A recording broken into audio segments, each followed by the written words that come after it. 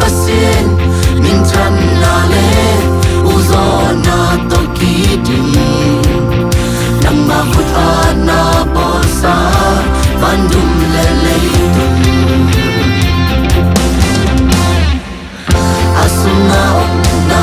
te in kalum nai chen na tru ke zio to kim na te lam dang lo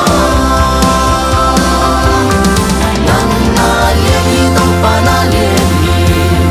ni hin na sem na ba so lo na se na tru pi te za yin sa nge na bo sa na te ka mu chen kam to ke na hin so din hin lo na khun ma lam dang te ko hin dem zo di na kum pi to pa kip den ta he tu le a ton tu mi nang bang alien a hat ku pi dang lo nang ma khu su muon le kom sing ku lo ba te na na hoi na te hong sa ho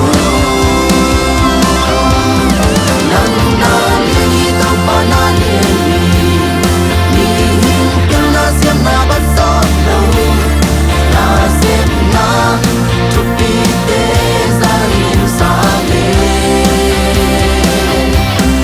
na bo sa na te ka mu chen kam to ke na hin so din hin lo na khun na lam dang te ko yin dem zo di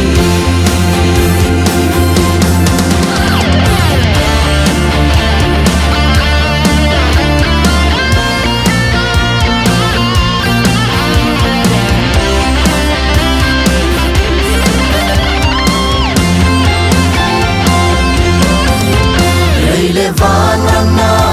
min chan na di